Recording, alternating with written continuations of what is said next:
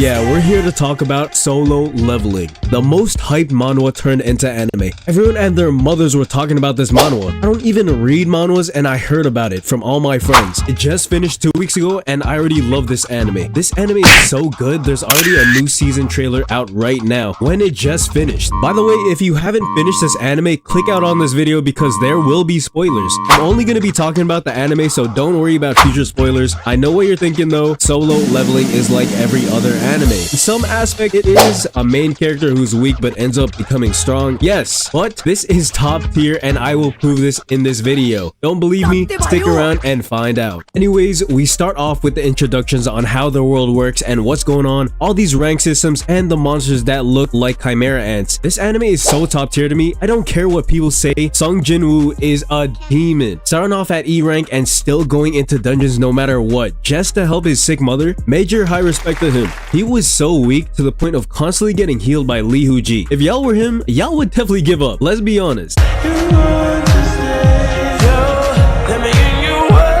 But the very first episode of the anime already gave us a top tier showcasing at the end, leaving us in a cliffhanger for the next episode, the dungeon inside of another dungeon. I'm talking about the statue of God, the horrifying statue that's smiling. This is when I knew shit was about to get active. But before it really got active, starting off on episode 2, his sister's friend. Yes, I'm about to start talking about his sister's friend. Whatever her name was, she was just hating from the start. She started asking if Sung was really a hunter and out of nowhere, she started hating. Who the hell does she think she is? I bet I could do better. First of all, who are you? Don't ever downplay my glorious King Sung. Second of all, respectfully, you're getting demolished by all them monsters. Trust me, you are not gonna do better. Just like the hunters who are disobeying our loving and caring statue god. Yes, this scene right here. He really got sent to another domain just leaving his feet behind. This scene is still edged onto my brain. You know what's crazy? This scene reminds me of Onoki's particle style from Naruto. Just look at how accurate this is. Next thing you know, all those other hunters were just getting taken out one by one. I must be crazy because I was loving these scenes. Then boom, everything went downhill and everyone was sacrificing Sung Jin-woo. But like, let's not forget to mention, before sacrificing Sung Jin-woo, he tried to warn everyone what the fuck was going on. It was a little too late for that though, because my boy already lost his foot. He got his whole foot stomped on. Even with his foot missing, all that adrenaline kicked in and he didn't even notice. He was looking down like, something ain't right. Nah, but really, Sun was getting tortured to death. Literal arm and leg sliced off while being thrown around like a rag doll. What am I gonna do?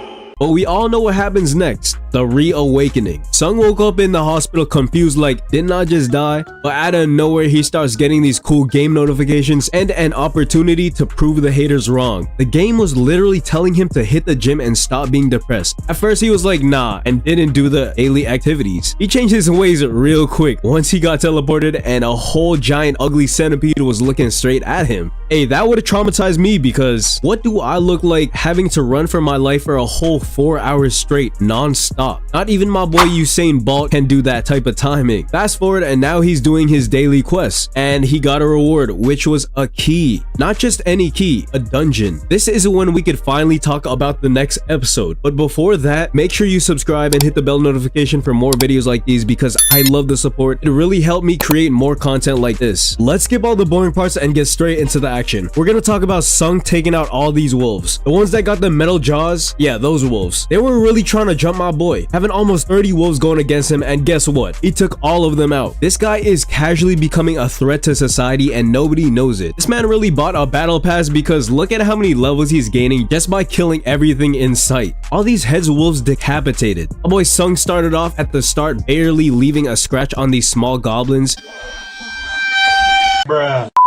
Eviscerating whole armies of monsters by himself on some Madara shit. Look at Sung smiling like a maniac. He's really on some demon timing. Now let's fast forward to the giant snake fight. After all those wolves, Sung really thought everything was cool. Don't get me wrong, he handled them wolves with ease and can, I guess, let his guard down. Then boom, this massive, humongous, ginormous, long Drake snake pops out of the water. Like damn, what incarnation was this snake eating? Not gonna lie, at first he was getting tossed around like a rag doll on some Happy Wheels type of timing, and then getting slammed around, and after getting slammed around, this man Sung almost got stomped on by a train. But it's all good. He started getting them flashbacks and remembered he was really the weakest of them all. So all he had in his mind was to get stronger. This is when you knew Sung was about to go crazy, because whenever a main character gets a little flashback from the past, you already know they're about to get a power up. He really switched animes and started going Ultra Instinct. Sung knew he had to lock in after getting tossed around like that, because he knew that broken sword was not gonna do him no justice. So he said fuck that and crushed that snake's scales with his bare hands.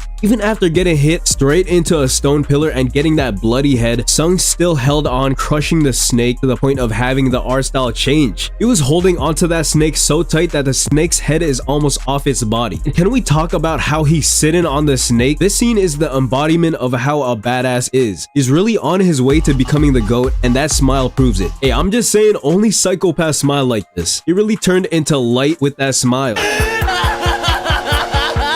Now, as you know, defeating monsters gives you items. After defeating the snake boss, he got a crazy dagger that can paralyze opponents for a certain time. He can finally get rid of that cheap broken sword. After he received all those rewards and the dungeon is finished, he came back to his own world. Little did he know, his baby girl Lee Joo-hee was in trouble. There's a whole dungeon outbreak and monsters are popping out. No high-ranking hunters were there, only D-rank hunters, and they were putting in no pain. That whole city was about to be in trouble because those hunters were about to get bodied by the monsters, and you just see Sung in the back just watching them thinking, damn, they trash. But obviously he had to step in, and with the same broken sword, he threw that shit like a projectile. Sung must have been aim training because that sword landed straight on its head tapping the monster and is dead. That monster really got one hit killed by an E-rank hunter. Mind you, this is all in one episode. Tell me this isn't peak anime. This whole episode was clean, and that's just the 4th episode. To top it all off, one of the hunters were confused like, I know I'm weak as hell,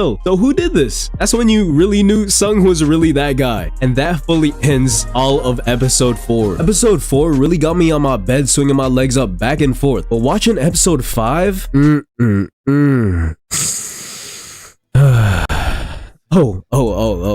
my bad, I went off script.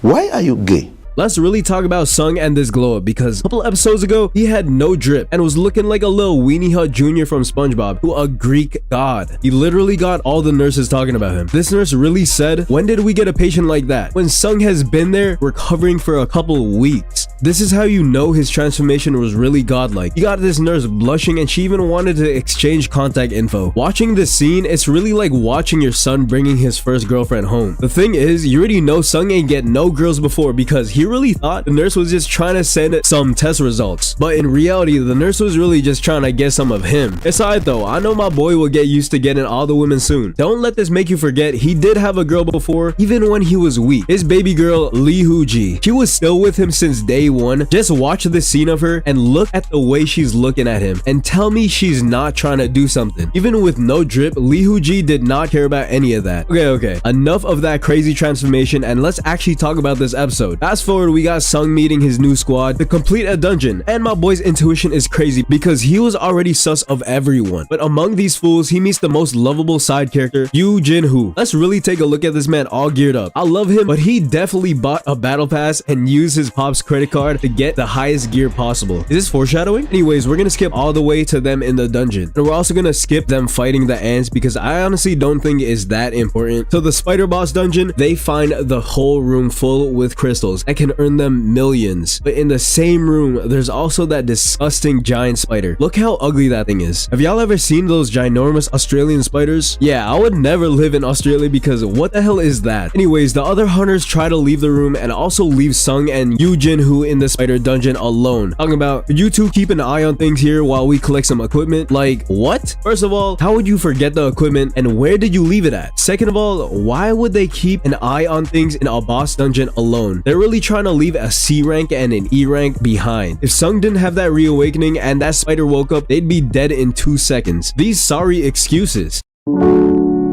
The thing is, Sung already knew what the hell was going on. Once those hunters left, he started talking about seal off the boss chamber, smiling with some red glowing eyes. He really thought he was a menace with those Wolverine sideburns. We got Walmart Wolverine in our hands. But them scummy hunters blew up the exit, and now there's no way out. A real betrayal. As expected, my glorious goat Sung knew they were sus and trying to backdoor them. But also, that explosion woke up the spider. But it didn't matter to Sung at all. In fact, this guy started smiling. Once I saw that smile, I started getting some goosebumps because shit was about to get active. Sung really said, Jinhoo, don't move, daddy got this. And Jinhoo over here confused as hell like, huh? Hey yo, what the fuck? Next thing you know, Sung got a crazy looking dagger in his hand ready to take that spider down. Like, damn. Boy. And guess what? We get left with a cliffhanger for the next episode with that crazy still frame. Sung versus the giant spider. When I say I was mad that I had to wait another 7 days for the next episode, but you know what's crazy? I'ma do the exact same thing. That got me so mad, y'all gotta wait for the next video. Just like the anime, I'ma leave y'all in a cliffhanger. So I'ma see you guys next time. Make sure y'all go like the video and comment what y'all want to see next. If y'all want the next video on Solo Leveling Part 2, go comment because it's about to go crazy just like this video. Tell me what I missed out on as well because I might have missed out on some things. I love every single one of y'all, but I gotta end it here. Bye. Also, make sure you check out my recent anime video. It's about Kuroko no Basket. This really blew up, so I love every single one of y'all who watched it already. If you haven't watched it, it'll be right